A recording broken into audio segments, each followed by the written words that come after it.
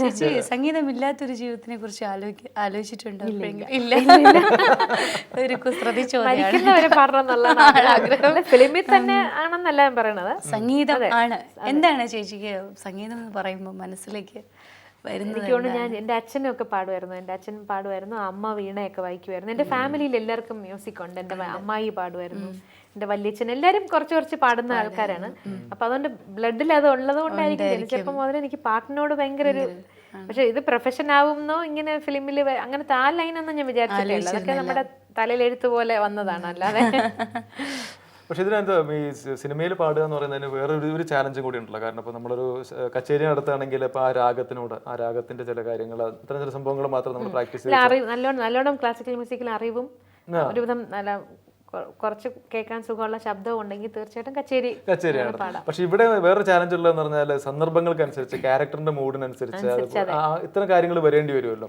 അപ്പൊ നമ്മൾ പലപ്പോഴും ഒരു വ്യക്തി എന്നുള്ള നിലയ്ക്ക് ഇപ്പൊ എത്ര ഇതായിരുന്നാലും ശരി, എത്ര ഇതിൽ പോയിരുന്നാലും ശരി, ജീവിതത്തിൽ അപ്സ് ആൻഡ് ഡൗൺസ് ഉണ്ടാവും. അപ്പൊ അങ്ങനെ ജീവിതത്തിൽ ഒരു പ്രയാസം തോന്നുന്ന സന്ദർഭം, അല്ലെങ്കിൽ ഒരു വളരെ സന്തോഷം തോന്നുന്ന സന്ദർഭം, ഇങ്ങനെയൊക്കെ ഉണ്ടാവുമല്ലോ. ഈ വ്യക്തിപരമായ മൂഡും ഈ പാടാൻ പോകുമ്പോഴുള്ള അവസ്ഥയും തമ്മിൽ ചിലപ്പോൾ സംഘർഷങ്ങൾ ഉണ്ടാവാറുണ്ടോ? ഇന്ന് ആഴ്ച എനിക്ക് അങ്ങനത്തെ പാട്ട് പാടാൻ പറ്റിയ മൂഡല്ല എന്ന് തോന്നാറുണ്ടോ ചിലപ്പോൾ? എന്താ പറയുക, നമ്മളൊരു സ്റ്റുഡിയോയിലേക്ക് വന്നു കഴിഞ്ഞിട്ട് വീട്ടിൽ നിന്ന് ഇറങ്ങുമ്പോൾ ചിലപ്പോൾ നമുക്ക് അന്ന് എന്തെങ്കിലും മൂഡ് ഓഫ് ആയിരിക്കാം, ചിലപ്പോൾ വലിയ സന്തോഷമുള്ള ദിവസമായിരിക്കും, അങ്ങനെയൊക്കെ ആയിരിക്കും. പക്ഷെ നമ്മൾ സ്റ്റുഡിയോയിൽ വന്നു കഴിഞ്ഞാൽ പാട്ട് എഴുതിയെടുത്ത് പഠിച്ചു കഴിയുമ്പോൾ നമുക്ക് എന്തെങ്കിലും, ഞാൻ ഇപ്പൊ തന്നെ പറയാണ്, ഇപ്പോൾ എനിക്ക് മോളുണ്ടാകുന്നതിന് മുമ്പൊക്കെ ഒരുപാട് വിഷമങ്ങൾ ഒരുപാട് പലതവണ ഉണ്ടായിട്ടുണ്ട്. അല്ലെങ്കിൽ ആരെങ്കിലും എന്തെങ്കിലും വിഷമിപ്പിക്കത്തക്ക ഡയലോഗ് അടിച്ചാലും മതി, വളരെ അതിങ്ങനെ മനസ്സിൽ കിടക്കുമെങ്കിലും ഞാൻ പറയും, മറ്റുള്ള ഒരു ആൾക്കാർക്കും ഇല്ലാത്തൊരു സന്തോഷം നമുക്കുള്ള, നമ്മൾ ഈ അതിലോട്ട് വന്നു കഴിഞ്ഞാൽ പാട്ടെന്ന് പറയുമ്പോൾ എല്ലാവർക്കും എല്ലാം മറക്കാനുള്ള ഒരു ഉപാധിയാണല്ലോ. അപ്പൊ നമ്മൾ അതിലോട്ട് കോൺസെൻട്രേറ്റ് ചെയ്യുമ്പോൾ ഞാൻ ഇതിനെക്കുറിച്ചൊന്നും ആലോചിക്കാറില്ല എന്നുള്ളതാണ്. പിന്നെ എന്റെ കോൺസെൻട്രേഷൻ അതിലേ ഉള്ളൂ. വിശപ്പ് പോലും തോന്നില്ല ചില സമയത്ത്. ഞാൻ പറയും പാടി കഴിയുമ്പോഴത്തെ ഞാൻ ഊണ് കഴിച്ചില്ല, എനിക്ക് വിശക്കണമെന്നൊക്കെ അപ്പോഴായിരിക്കും ആലോചിക്കുന്നത്, പാടി കഴിഞ്ഞ ശേഷം. പക്ഷെ അതുവരെ നമ്മുടെ അങ്ങനെ ഒന്നും തോന്നില്ല മനസ്സിൽ എന്നുള്ളതാണ്. അതാണ് ഈ ഞാൻ പറയും എന്നെപ്പോലെ വിഷമമുള്ള ഒരുപാട് ആൾക്കാർ ലോകത്തുണ്ടല്ലോ. പക്ഷെ അവർക്കാർക്കും ഇല്ലാത്ത ഒരു സന്തോഷം എനിക്ക് കിട്ടിയത് എൻ്റെ പ്രൊഫഷൻ ഇതായതുകൊണ്ടെന്നുള്ളത്. ഞാനിപ്പോൾ അല്ലെങ്കിൽ ജോലിയൊന്നും ഇല്ലാതെ വീട്ടിലിരിക്കുന്ന ഒരു സ്ത്രീ ആയിരുന്നെങ്കിൽ എന്തോരം എന്നെക്കാൾ എത്രയോ കൂടുതലായിരിക്കും അവരുടെ വിഷമം. അതൊക്കെ മാറിയല്ലേ ചേച്ചി?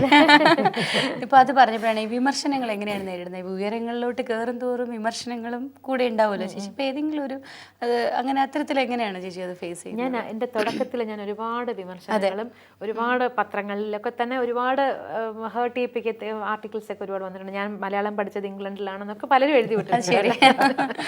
എൻ്റെ മലയാളം ശരിയല്ല.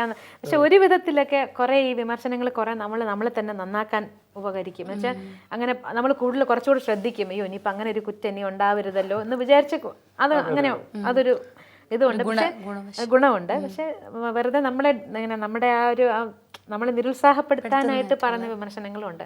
അപ്പം ഞാൻ പറയാം, ആദ്യമൊക്കെ എനിക്ക് ആരെങ്കിലും എന്തെങ്കിലും മിണ്ടിയാ ഞാൻ കരയുന്നുള്ള സ്ഥിതിയായിരുന്നു.